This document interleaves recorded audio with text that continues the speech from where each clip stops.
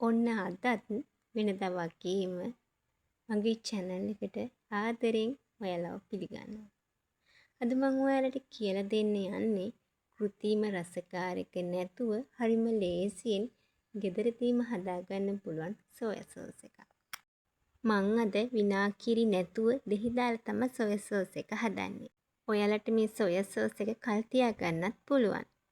අපි දැන් බලමු මොනවද හදන්න අවශ්‍ය වෙන්නේ කියලා.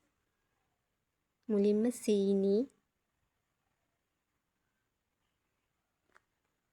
දෙහි තේ හැන්දක්, ආයෙමත් සීනි තේ හැන්දක් ඕන වෙනවා, ගම්මිරිස් තේ හැන්දක්, ලුණු කුඩු තේ හැඳි භාගයක්, ආයෙ ඕන වෙනවා වතුර. අපි දැන් බලමු කොහොමද හදන්නේ කියලා. වාචනයක් ලිපේ තියලා ගින්දර සාමාන්‍ය ප්‍රමාණයට තමයි අපි තියාගන්න ඕනේ. මුලින්ම සීනි දාගන්න ඕනේ. මෙන්න මේ විදිහට. ඊට පස්සේ රන්වන් පාට වෙනකන් අපි මේක තියාගන්න ඕනේ.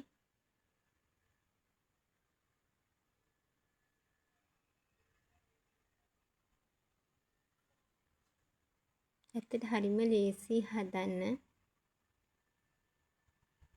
මෙන්න මේ වගේ හිමින් හිමින් තමයි දිය වෙන්නේ. ගින්දර මධ්‍යම ප්‍රමාණයෙන් තියාගන්න, වැඩි කරගන්න එපා. මෙන්න මේ විදිහට තමයි දිය වේගෙන ඉන්නේ. මේ තියෙන්නේ දිය වුණාන් පස්සේ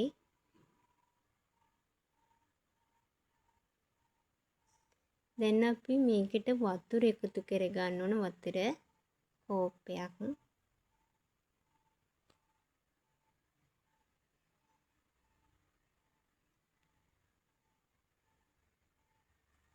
ඊට පස්සේ ආයෙමත් සීනි ටිකක් දාගන්න ඕනේ. හොඳින් කලවම් කරන්න. ඊට පස්සේ ගම්මිරිස් කුඩු,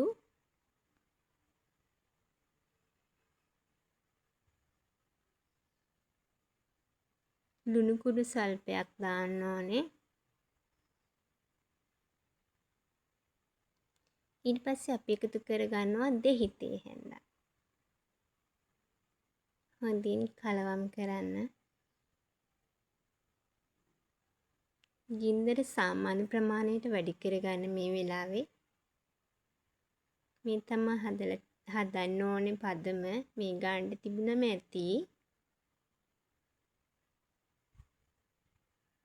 හොඳින් නිවුණාන් පස්සේ මෙන්න මේ විදිහට පෙරලා දාගන්න ඕනේ. මේ තමයි මං හදාගත්ත සෝයා සෝස් එක.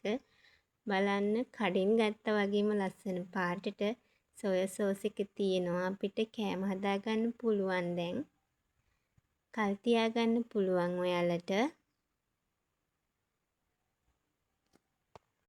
ඉතින් මගේ channel එකත් එක්ක රැඳී සිටියට ගොඩාක් ස්තුතියි. ආයෙමත් දවසක හම්බෙමු අලුත් වීඩියෝ එකකින්.